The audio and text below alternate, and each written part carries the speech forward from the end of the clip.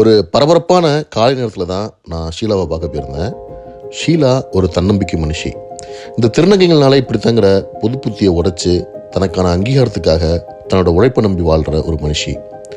நிறைய சோதனைகளை கடந்து தனக்கான வாழ்க்கை இப்படி தான் இருக்கணும்னு இப்போ ஒத்தக்கடை ஊராட்சியில் தூய்மை காவலராக வேலை பார்த்துட்டு இருக்காங்க.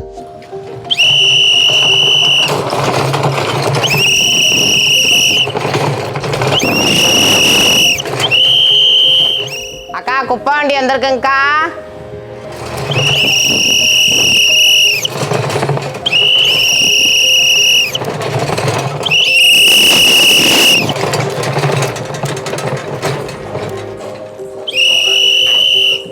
சாப்பிட்டீங்களாக்கா?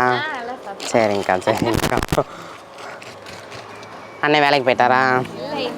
சரிங்கக்கா. ஷீலா ஒரு திருநங்கை, வயசு 27. தன்னோட 10 வயசுல தான் ஒரு திருநங்கையா இருக்கும்னு உணரவும் வீட்டை விட்டு கிளம்பி வட இந்தியாவை நோக்கி பயணம் பண்ண ஆரம்பிக்கிறாங்க. எந்தவித அனுபவமும் இல்லாம வீட்டை விட்டு கிளம்பி போக அங்க ஷீலா அனுபவிச்ச கொடுமைகள் எல்லாம் அவரோட வயசுக்கு மீறின அனுபவத்தையும் பக்குவத்தையும் கொடுத்துருக்கு. என்னோட இது சொல்லணும்னா, நான் வாழ்க்கையில் ரொம்ப எவ்வளோ கஷ்டப்பட்டு எங்கள் அம்மா அப்பா ஆகட்டும், கூட பிறந்தவங்களாகட்டும், எந்த சப்போர்ட்டிங்கும் இல்லை. அம்மா கிடையாது, அம்மா சின்ன வயசில் தவறிட்டாங்க. அப்பா இருக்காங்க, அப்பா வேஸ்ட்டு. எங்களை பெரியம்மா தான் வளர்த்து எல்லாம் பண்ணாங்க. என் கூட பிறந்த 2 தம்பி இருக்காங்க. நான் சின்ன வயசுலேயே எங்கள் வீட்டை விட்டு நான் வெளியே போயிட்டேன். வெளியே போய் எவ்வளவோ பாலியல் தொழில், கடையில் கை தட்டி இது பண்ணுறது, இந்த மாதிரி எவ்வளவோ கஷ்டங்கள் நான் பட்டு எந்த ஒரு இதுவுமே எனக்கு தெரியாது. அந்த ஊரில் என்ன பாஷை பேசணும், எப்படி பேசணும், எதுவுமே தெரியாது. இவ்வளோ கஷ்டப்பட்டேன்.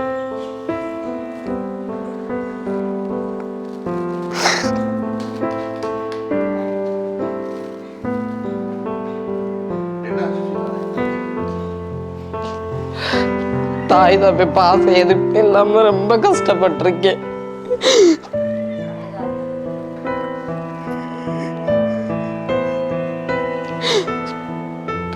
நானும் இந்த சமுதாயத்தில் மற்றவங்க மாதிரி நல்லா இருக்குன்னு ஆசைப்படுறேன். அங்கே தெரியாத மொழி நாட்டில் அவங்ககிட்ட அடிவாங்க, இவங்ககிட்ட அடிவாங்க. எந்த ஊரில் இருக்குன்னு எனக்கு தெரியாது. அங்கே அப்புறம் கஷ்டப்பட்டேன். அங்கேருந்து பெங்களூருக்கு வந்தேன். அங்கேயும் ரொம்ப கஷ்டப்பட்டேன். அங்கேருந்து ஓடி வந்துட்டேன். அப்போ அம்மா பாசம், அப்பா பாசம் ரொம்ப யாருமே இருக்க மாட்டாங்க. அவ்வளோ பெரிய வீடு. அந்த வீட்டில் படுத்து அழுகுவேன். நம்ம அம்மா மிஸ் பண்ணேன், அப்பா மிஸ் பண்ணேன். ஆனால் அப்போ இருந்து இப்போ வரைக்கும் ஒரு தாயின்ற அந்த இது இல்லை. இன்ன வரைக்கும் அந்த இது நான் இது பண்ணிட்டு தான் இருக்கேன், ஃபீல் பண்ணிகிட்டு இருக்கேன். இனிமேல் நான் அப்படி தான் இருக்கணும். ஒரு கட்டத்தில் 10 வருஷம் கழிச்சு திரும்ப வீட்டுக்கே வந்த ஷீலாவுக்கு தன் குடும்பத்தை பார்க்கவும் புதுசாக பிறந்திருக்குங்கிற உணர்வை திரும்ப கொடுத்துருக்கு. நான் 10 வயசுக்கு வீட்டுக்கு போயிட்டு நான் 20 வயசு 21 வயசில் தான் எங்கள் பெரியம்மா வீட்டுக்கு வந்தேன். அம்மா அப்பா யாரும் கிடையாது. பெரியம்மா வீட்டுக்கு தான் வந்தேன். எங்கள் பெரியம்மாவே என்னை கண்டுபிடிக்க தெரியல. ஏன்னா எங்கள் பெரியம்மா என்னை சின்ன பையனை ட்ரெயின் ஏற்றி விட்டாங்க. வரும்போது பெரிய ஆளாக முடி இந்த மாதிரி இதெல்லாம் வளர்த்துட்டு ஸ்டைலாக இறங்கினேன். எங்கள் அம்மாக்கே பெரியம்மா கண்டுபிடிக்க முடியல. எங்கே என் பிள்ளைன்னு என்கிட்டே கேட்டாங்க. எங்கே உன் பிள்ளை, என் பிள்ளை எங்கள் ஈஸ் எங்கே ஷீலாங்க அப்படின்ட்டு இப்போ எங்கள் கேட்டாங்க. அம்மா நான் தாம்மா ஈஸு அப்படின்னு நான் சொன்னேன். அதுக்கு என்னை கட்டி பிடிச்சாலுந்தாங்க. இதுக்கு தானே நான் சொன்னேன், உன்னை போகாதடான்னு, உன்னை எவ்வளவோ நான் கெஞ்சினேன் அப்படின்னாங்க. அம்மா அப்பா, பெரியம்மா பெரியப்பா அண்ணன் எல்லா சப்போர்ட்டிங் எனக்கு இருக்குது. அன்னைக்கு நாள் எப்படின்னா நான் மறுபடியும் பிறந்த மாதிரி எனக்கு ஒரு ஃபீல் ஆச்சு. நான் எப்படி மறுபடியும் பிறந்து என் அம்மா அப்பாவோட இருந்தோன்னா அந்த ஃபீல் எனக்கு கண்டிப்பாக அந்த டயத்தில் ஆச்சு. அன்னைக்கு என் வாழ்நாளில் நான் ரொம்ப சந்தோஷமாக இருந்தேன். அன்னைக்கு ஒரு நாள் பாதை மாறி போக 1000 விஷயங்கள் கண்ணு முன்னால் இருந்தாலும் ஷீலா தேர்ந்தெடுத்தது உழைப்பு மட்டும்தான். படிக்கலைங்கிற ஏக்கம் ஷீலாவுக்கு இருந்தாலும் உடல் உழைப்பை நம்பி அடுத்த கட்டத்தை நோக்கி நகர ஆரம்பிக்கிறாங்க. ஒவ்வொரு கடையாக ஏறி காசு வாங்க போனப்போ இருந்த மரியாதை கூட அதே கடைகளில் வேலை கேட்டு நின்னப்போ கிடைக்கல. நிறைய அவமானங்கள், நிராகரிப்புக்கு பிறகு ஒத்தக்கடை ஊராட்சி மன்ற தலைவர் மூலமாக தூய்மை பணியாளர் வேலை கிடைச்சு இப்போ தனக்கான பாதையை தேர்ந்தெடுத்திருக்காங்க. நானே எல்லா இடத்துலையும் போய் எங்கெங்கேயோ வேலை கேட்டேன். கடையில் கேட்டேன், ஹோட்டலில் கேட்டேன், தெரிஞ்சவங்க எல்லார்ட்டையும் கேட்டேன். யாருமோ என்னை இது பண்ண கிடையாது. நீங்கள் இப்படி இருக்கீங்கன்னு எங்களை ஒதுக்க தான் ஆரம்பித்தாங்க. அதனால் நான் வந்தேன். அப்போ இந்த செல்வி அக்கா அவங்க எனக்கு ரொம்ப பழக்கமானவங்க. அவங்ககிட்ட ஹெல்ப் கேட்டேன். அக்கா இந்த மாதிரி எனக்கு ஒரு வேலை கொடுங்கக்கா, எந்த வேலையாக இருந்தாலும் பரவாயில்லக்கா, நான் பார்ப்பேன்க்கா. என் உடம்பை நான் இது பண்ணி நான் சம்பாதிக்கணும்னு ஆசைப்பட்டேன். அதனால நான் அந்த செல்வி அக்காட்ட கேட்டேன், அக்கா எனக்கு இப்படி சப்போர்ட்டிங் பண்ணுங்கக்கா நீங்கள் அப்படின்னு. ஈசா சின்ன பிள்ளையிலேருந்தே தெரியும். ஒரு 10-15 வருஷம் கழிச்சு அவள் வந்து என்கிட்ட பேசுகிறப்ப அக்கா நான் தான் ஈசுன்றப்ப எனக்கே அடையாளம் தெரில. அந்தளவுக்கு ட்ரெஸ் கோடு எல்லாமே மாறி வந்திருந்தா. வந்துட்டு என்கிட்ட வந்து அக்கா வேலை கொடுங்க அப்படின்னு கேட்டா. இந்த மாதிரி திருநங்கை நான் மாறிட்டேக்கா எனக்கு வேலை கொடுங்கன்னு. அவள் வேலை கேட்டவுடனே எனக்கு ரொம்ப சந்தோஷமாக இருந்துச்சு. ஏன்னா நம்மளால் ஒரு திருநங்கையை நல்வழிப்படுத்தி அவங்களும் இந்த சமுதாயத்தில் ஒரு நல்ல அங்கீகாரம் கொடுக்குற ஒரு பணி செஞ்சு அவங்களும் வாழ்வாதாரத்தை முன்னேற்றம் காண்டு அவங்களுக்கு ஒரு அடையாளத்தை மாற்ற முடியுன்றதுக்காண்டி தான் நான் வந்து இந்த மாதிரி தூய்மை காவலர் இதுக்கு தான் பணி செஞ்சுட்ருக்கேன். அவங்கள மேற்பார்வையாளராக இந்த பணிக்கு நீ வர முடியுமான்னு கேட்டேன். நீங்கள் எந்த வேலை கொடுத்தாலும் நான் வருவேங்க்கான்னு சொன்னேன். அப்போ தான் நான் ஒத்தக்கடை ஊராட்சி மன்ற தலைவர் முருகேஸ்வரி சரவணன்ட்ட வந்து நீங்கள் வேலை கேளுங்க அப்படின்னு சொல்லி நான் அவங்ககிட்ட கூட்டிகிட்டு போனேன். ஷீலா வந்து ஒரு 40-45 நாளைக்கு முன்னாடி என்னை முத பார்க்க வந்தாங்க. வந்து என்கிட்ட வேலை கிடைக்குமா அப்படின்ற மாதிரி நான் ஒரு இதில் கேட்டாங்க. தூய்மை பணியாளர் வேலை தான் இருக்குன்ற மாதிரி நான் சொன்னேன். அவங்க அதை பற்றி யோசிக்கவே இல்லை ஒரு கணம் கூட. ஐயோ தூய்மை பணியாளர் வேலையா அப்படின்னு அவங்க கௌரவம் பார்க்கல. நீங்கள் எந்த வேலை கொடுத்தாலும் நான் செய்ய ரெடியாக இருக்கேன்ற மாதிரி அவங்க சொன்னாங்க. ஏன்னா எனக்கு பரவாயில்ல இவ்வளோ அவங்களோட இந்த மென்டாலிட்டி எனக்கு வந்து ரொம்ப பிடிச்சிருந்தது. நம்ம வந்து எந்த வேலையாக இருந்தாலும் உழைச்சி சாப்பிட்டா அது கௌரவம் தான்ற மாதிரி அவங்க அந்த மைண்ட் செட்டோட வந்ததே எனக்கு உண்மையாகவே பெருமையாக இருந்துச்சு. முதல் நாள் வேலை வந்து எப்படின்னா எனக்கு கொஞ்சம் அதை பார்க்கும்போது கொஞ்சம் இதாக இருந்துச்சு. அப்புறம் நான் என் மனசை இது பண்ணிக்கிட்டேன்.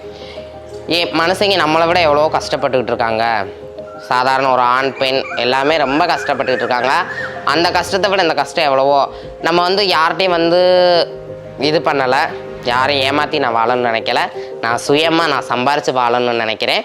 அதனால் நான் சந்தோஷமாக இந்த வேலையை ஏற்றுக்கிட்டு நான் பார்க்குறேன். இங்கே இருக்கிற அதே மாதிரி பெண்கள் எல்லாமே எனக்கு ரொம்ப சப்போர்ட் பண்ணுவாங்க. காலையில் 7:40க்கு அங்கேருந்து பஸ்ஸில் வருவோம். இங்கே வந்து எல்லாரோட ஒன்றா உட்காந்து சாப்பிடுவோம். லேடிஸ் எல்லாம் நாங்கள் எல்லாம் ஒன்றா உட்காந்து ஷேர் பண்ணி சாப்பிட்டுக்குருவோம். சாப்பிட்டு எங்கள் வேலையை தொடங்குவோம். வண்டி தள்ளிட்டு போகும்போது என் கூட வரவங்க அவங்க பேர் வந்து மீனாட்சி. அவங்க நானும் நல்லா ஃப்ரெண்ட்ஸாக இருப்போம். ஜாலியாக பேசுவோம். மனசு விட்டு அது இப்படி இது இப்படின்னு ரொம்ப ஜாலியாக பேசிட்டு போக வர இருப்போம்.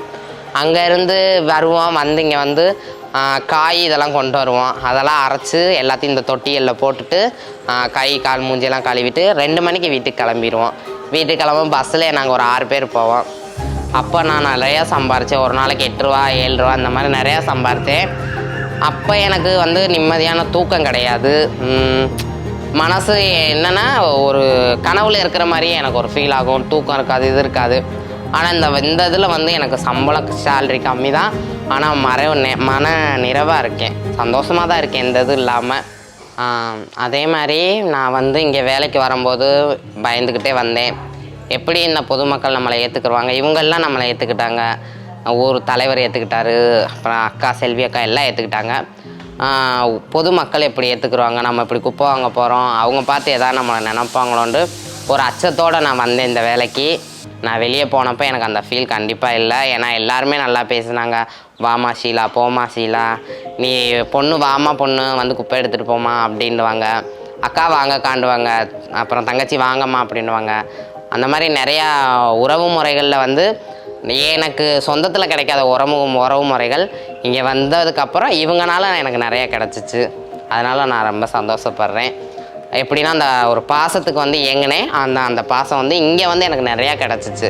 இங்கே வேலை பார்க்குறவங்க எல்லாருமே நல்லா பேசுவாங்க, ஜாலியாக இருப்பாங்க. காலைல ஒரு 8 மணிக்கு வர்றீங்க, அந்த 2 மணிக்கு போயிடுறீங்க. வருமானம் கம்மி தான் உங்களுக்கு. கம்மி தான் வருமானம். மேனேஜ் பண்ண முடியுதா உங்களுக்கு? இல்லை வேறு ஏதாவது தொழில் இருந்தால் பண்ணலாம் அப்படிலாம்? மேனேஜ் பண்ண முடியல. வேறு ஏதாவது தொழில் பண்ணலான்னு இருந்தேன். ஆனால் அந்த அளவுக்கு என்கிட்ட இப்போ வந்து வசதி இல்லை. நானும் கஷ்டம்தான் பட்டுக்கிட்டு இருக்கேன். அதனால் இப்போதைக்கு வசதி இல்லை. எனக்கு ஆசைகள் இருக்குது. ஒரு 2-3-4 பால் மாடு வாங்கி வளர்த்து பால் கறந்து வியாபாரம் பண்ணலாம். இல்லை ஈவினிங் ஏதாவது டிஃபன் கடை மாதிரி வைக்கலான்னு. ஆனால் அந்த அளவுக்கு எனக்கு வசதி இல்லை. பார்க்கலாம். ஸோ அப்படியே வந்தாலுமே அமைஞ்சாலுமே காலைல இந்த வேலை பார்ப்பீங்க? கண்டிப்பாக பார்ப்பேன். காலை வேலை பண்ணி மத்தியானத்துக்கு மேலே வந்து ஹோட்டல் இந்த மாதிரி ஏதாவது வச்சு சும்மா ஒரு டிஃபன் சென்டர் மாதிரி வச்சு பார்க்கலாம். குப்பைகள் ஒரு நாள் கோபுரமாக இருக்கு, கோபுரங்கள் சரிந்து விழுந்தும் இருக்கு. எல்லாமே நம்பிக்கை தான் அப்படின்னு சிரிக்கிற ஷீலாவோட கனவுகள் ரொம்ப பெருசு. அதுக்கான அடித்தளம் தான் இந்த தூய்மை காவலர் பயணம். அதே மாதிரி இன்றைக்கி நீங்கள் நினைக்கலாம் நான் குப்பையில் வேலை பார்க்குறேன், குப்பை வாங்குறேன்னு. ஆனால் நானும் ஒரு நாள் அந்த கோபுரம் வசந்த மாதிரி ஒசருவேன்னு எனக்கு ஒரு நம்பிக்கை இருக்குது.